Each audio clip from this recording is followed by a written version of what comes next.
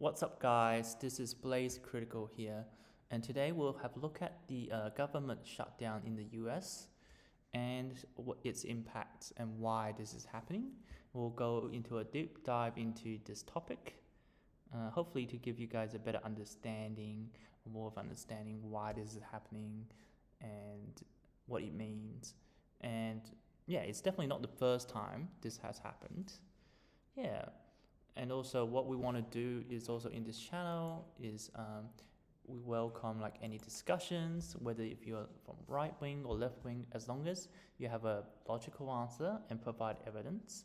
And yeah, we just all have a good time here. And yeah, because politics is interesting, stories are interesting, and I think in this day and age when there's like a lot of news sources, a lot of different things, yeah, it's important to sort of critically analyze things, and that's what we try to promote here in this channel. And yeah, okay, so let's have a look at this. So one of the major impact of the government shutdown is basically the airlines getting cut. A lot of flights you may see getting cancelled recently if you have travel plans. But let's just have a look at this video and see what it is happening. This morning, growing chaos and disruptions for air travelers nationwide. It's a big mess, and we have to deal with it. Delays averaging 4 hours Friday in Washington, D.C., where air traffic controllers face staffing shortages. The same shortages blamed for delays at airports in Chicago, Houston, and Phoenix. And this is like the worst that I've ever seen. It's unbelievable and it's embarrassing for our country. Travel headaches spreading as more than 1,000 flights were canceled Friday. Hundreds more expected today as the Trump administration orders airlines to cut 4% of flights at 40 high-traffic airports in response to the government shutdown and the increasing strain on air traffic controllers who've been working without pay for more than a month. Some of them have made the decision to not come to work but go take a second job. And cuts jumping to 6% Tuesday and 10% by Friday. Transportation Secretary Sean Duffy warning they could eventually reach 15, even 20%. The response is to take pressure out of the system. And through the safety team, we've talked about lowering the number of flights. The order canceling 220 American Airlines flights each day this weekend and just under 100 Southwest flights Saturday alone.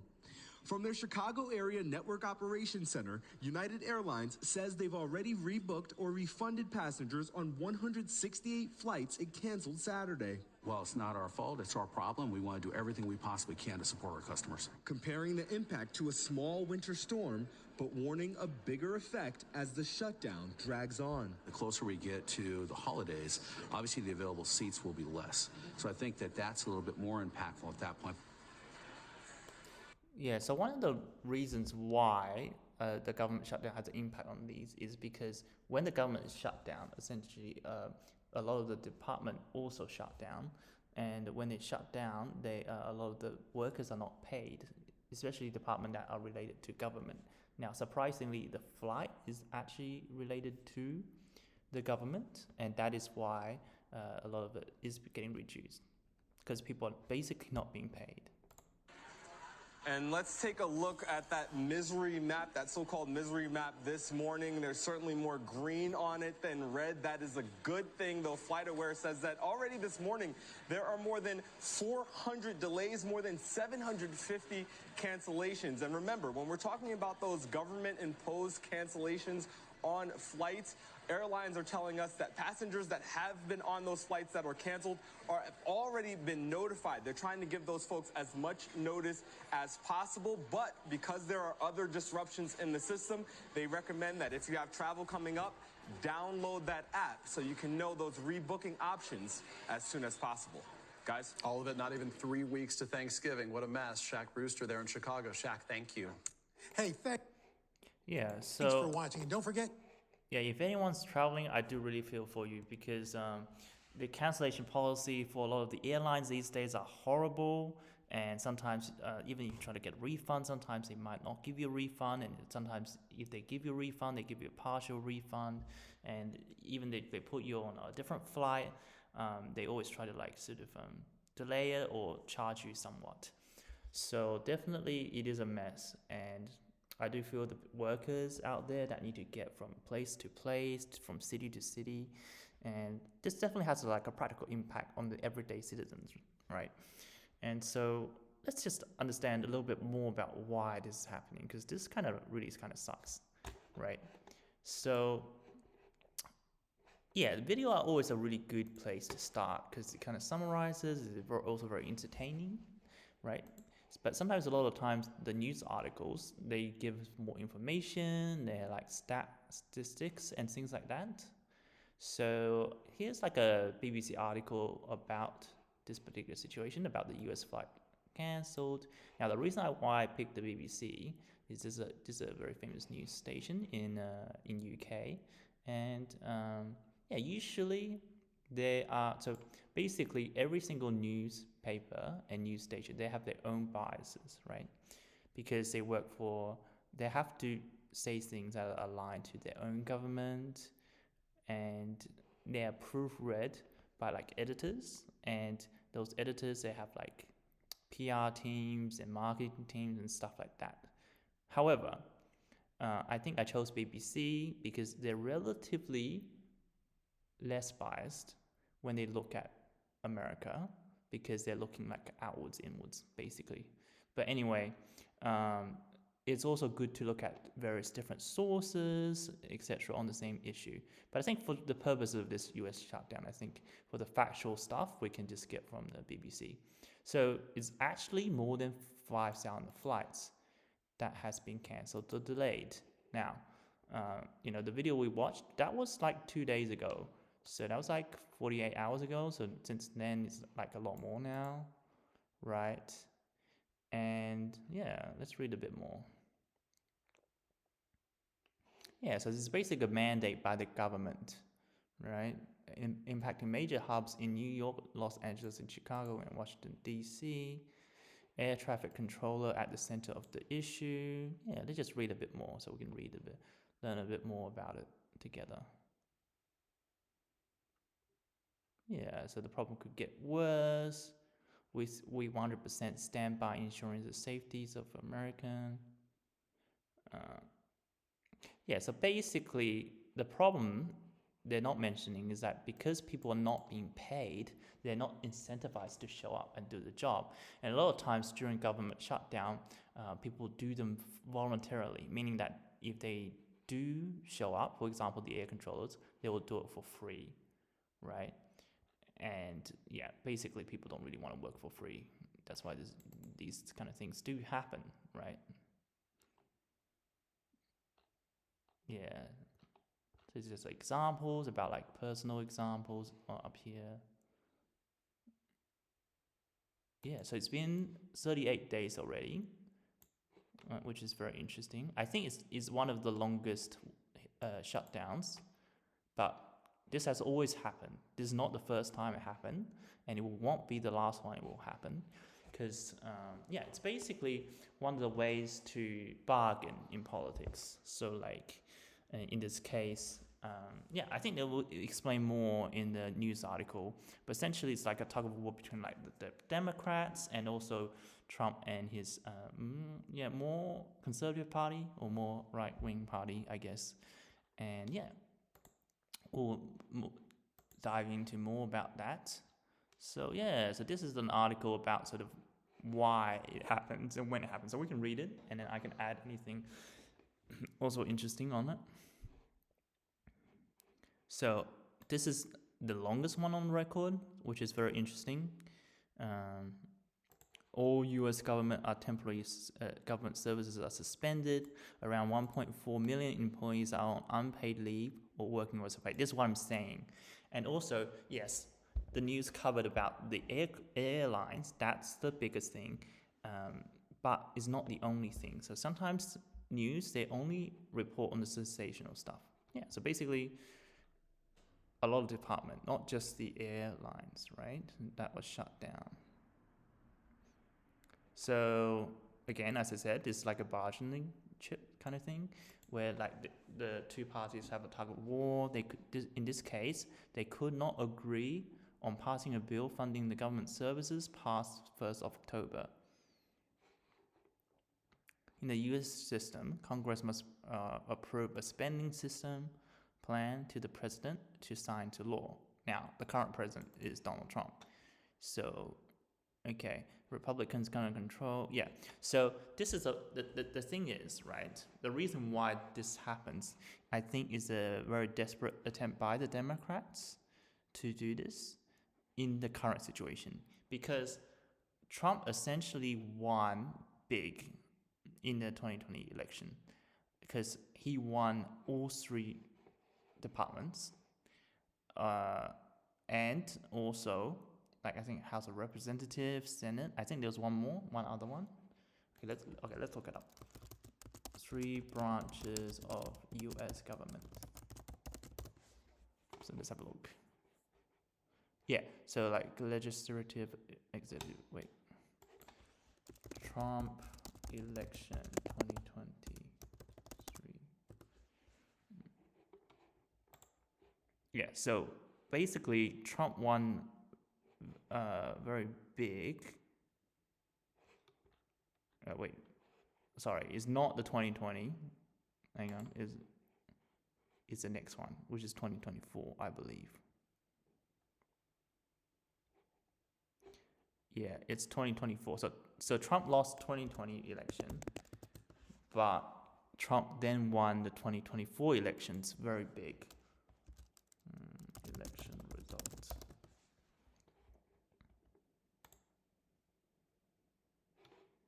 It was a huge upset because he beat Kamala Harris in a very landslide, meaning very big. And he also won the 3 houses, 3 departments as well. So I think the Senate, House of Representative as well. So and the Supreme Court, which holds very big power in the U.S. because a lot of the bills that the U.S. passes are passed by the executive powers. So Trump can just like sign, makes up a lot of the acts and things like that, and then he can say, this is just the presidential executive order, and then through that he can sort of speed up process for a lot of the bills, and yeah, essentially that kind of happens, and sort of yeah, there's also a question of due process, but let's just not get into that. But traditionally, it's not just Trump that uses these presidential powers to get bills through, to get policies through. This has always been the case with other US presidents in the past, whether Democrat or Republican. It's just that Trump uses this power more than the other presidents, right? And so basically, essentially, because of Republicans' big win and Trump's sort of overwhelming power at the moment, right, during his current reign, Democrat really can't really do anything because they don't have a majority, right? And yeah, so I think that the power they do have is that sometimes, like some major cities, like for example, you know, Los Angeles or New York, they have, like, on a state level or on a local level, I think there are still officials that are really loyal to Democrats and things like that. And I think one of the Democratic favored candidate just won the New York mayor, but we can look at that in a different video. But essentially, basically, Democrats only really control like a local sort of level or state level right now. And so the shutdown is a play by the Democrats essentially to negotiate with Trump, because if both parties doesn't really agree, ultimately the bills are not going to be passed, right? But obviously this is sort of a dance, right? Because it always has to resume. Government shutdowns are not permanent, because otherwise it would cause too much chaos to the country and to the world. They would not do that. So it's always sort of a political, tug of war, right? It's like who blinks first kind of thing. Yeah, kind of like, nuclear bombs and stuff. Like, we all have it, but no one's going to use it. It's just sort of like a political chip, kind of like a tug of war kind of thing. But anyways, the reason why this is kind of more interesting is because is one of the longest, right? And it's not surprising because as the two sides get more and more polarized, right, they, which is one of the problems right now in the US, like both sides get more and more polarized. This sort of things do exaggerate the problem, right? And that's why yeah. So when we'll shut down, so basically this happens all the way back in October when they couldn't agree. So now it's like, 11th of November, so it's quite a long time. So they're trying to get a deal together around November 9 to pass it. So it's quite close between Democrat and Republicans. Yeah. So there's a lot of impact that can really cause the economy. So sometimes the stock market may temporarily go down.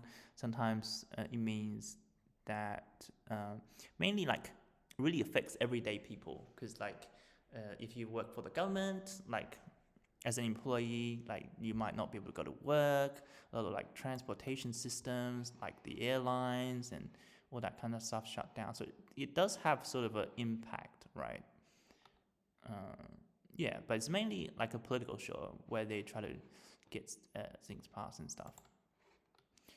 Yeah, and that's kind of what makes a democracy. You got to make compromises with both sides to do that, which is kind of very difficult right now because it's very polarized.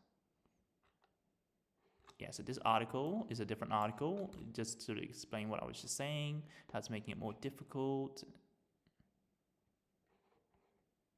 750,000 people are expected to pay on unpaid leave. I think this is an earlier demographic. So for specific issues, this dives into it a little bit more. So it's not just about health care, it's about sort of Trump. Let's see.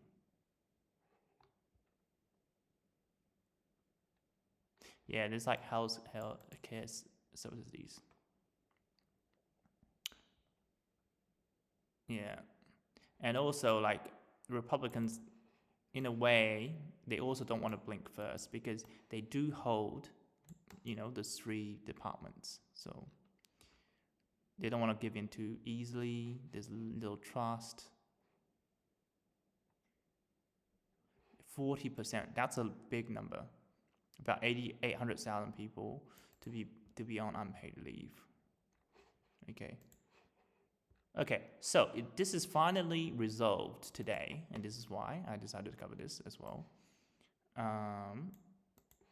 Yeah, so it's just finally be passed. It's about 40 days of deadlock, which is really long, right, historically.